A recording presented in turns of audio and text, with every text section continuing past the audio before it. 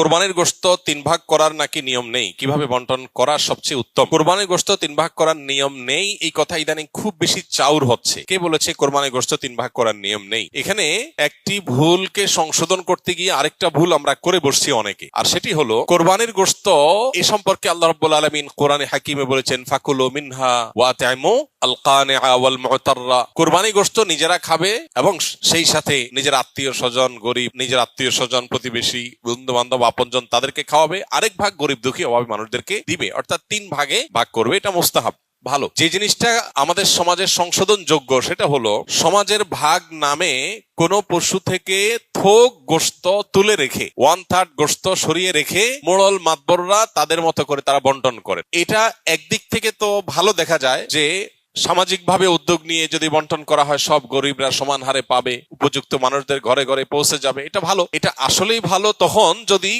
শরিকদের কারোর কোনো আপত্তি না থাকে। সবাই যদি বলে হ্যাঁ ঠিক আছে, এটা খুব সুন্দর পদ্ধতি, আমাদের সবার কোনো দায় দাবি নাই, সবার তরফ থেকে একটা গরুতে 7 ভাগে কোরবানি দেওয়া যায়, 7 ভাগ থেকে বা যে কয় ভাগে আছে সবার তরফ থেকে টোটাল গোশতের 3 ভাগের 1 ভাগ রেখে এলাকাতে দায়িত্বশীল যারা আছেন, মুরব্বী যারা আছেন, গণ্যমান্য যারা আছেন তাদের অধীনে ওলামা একরাম, ইমাম সাহেবদের মাধ্যমে পুরো এলাকাতে গরিবদের মধ্যে বন্টন করা হোক, আমাদের আপত্তি নেই। কারো যদি আপত্তি না থাকে কোনো অসুবিধা নেই, এটা ঠিক আছে। যেহেতু এই জাতীয় ক্ষেত্রে একজন মানুষ তার নিজস্ব কোনো আত্মীয় আছে, গরিব আছে দূরে, তাকে একটু বেশি করে দিবে বা তার মতো করে সে একটু বন্টন করবে, এই বিষয়গুলোর সুযোগ যেহেতু থাকে না ওই সমাজের ভাগ আলাদা করে তুলে ফেলার কারণে, এই জন্য এই বিষয়টা যদি কোন শরিকদের কারোর আপত্তি থাকে তাহলে এটা উচিত না, তাহলে সেক্ষেত্রে তার হক নষ্ট হবে। কারণ কারোর কোরবানি গোশত তিনি কি করবেন না করবেন, তাছাড়া 3 ভাগ করার যেহেতু ফরজ না, ওয়াজিব না, আবশ্যক না, অতএব আপনি জোর করে তার কাছ থেকে নিবেন না। এটা হলো মূল বিষয়। অতএব খোলাসা কথা হলো এই 3 ভাগের 1 ভাগ সমাজের ভাগ যেটা উত্তোলন করা হয়, এটা উত্তোলন করে যদি গরিবদেরকে পৌঁছানো হয়, আর যাদের